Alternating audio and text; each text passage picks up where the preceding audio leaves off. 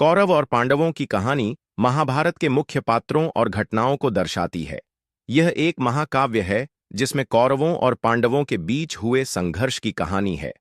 महाभारत न केवल युद्ध की गाथा है, बल्कि इसमें धर्म, कर्तव्य और जीवन के मूल्यों का वर्णन भी है। पांडव और कौरव कौन थे?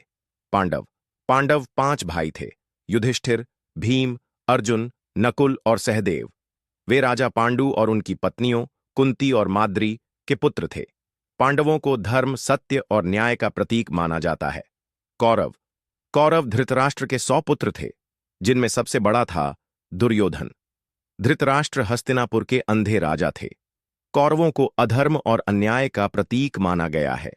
कहानी का आरंभ राजा शंतनु और गंगा के पुत्र भीष्म ने कौरवों और पांडवों के पूर्वज के रूप में महाभारत की शुरुआत में महत्वपूर्ण भूमिका निभाई। शंतनु के दूसरे विवाह से कुरुवंश में कई घटनाएं घटीं। पांडु राजा बने, लेकिन वे शाप के कारण गद्दी छोड़कर वन में चले गए। इसके बाद उनके पुत्रों पांडवों का जन्म हुआ। हस्तिनापुर का उत्तराधिकार विवाद। पांडु की मृत्यु के बाद धृतराष्ट्र ने हस्तिनापुर का शासन संभाला। पांडव और कौरव एक साथ पल्ले बढ़े, लेकिन दुर्योधन और पांडवों के बीच ईर्ष्या बढ़ती गई।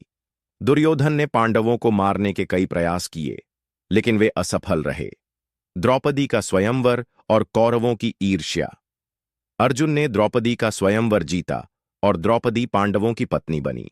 द्रौपदी के विवाह के बाद कौरवों की ईर्ष्या और बढ़ गई। द्युत क्रीड़ा, जुए का खेल। शकुनी ने दुर्योधन के लिए योजना बनाई और पांडवों को द्युत क्रीड़ा में हराया। युधिष्ठिर ने अपने राज्य, भाइयों और द्रौपदी तक को दांव पर लगा दिया।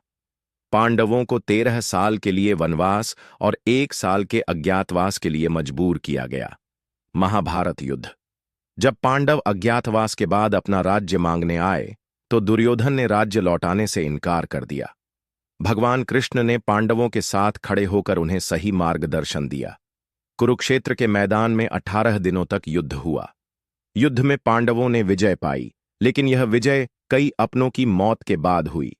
गीता का उपदेश। महाभारत के दौरान भगवान कृष्ण ने अर्जुन को भगवद गीता मौन का उपदेश दिया, जो कर्म, धर्म और मोक्ष का मार्ग दिखाता है। महाभारत का संदेश।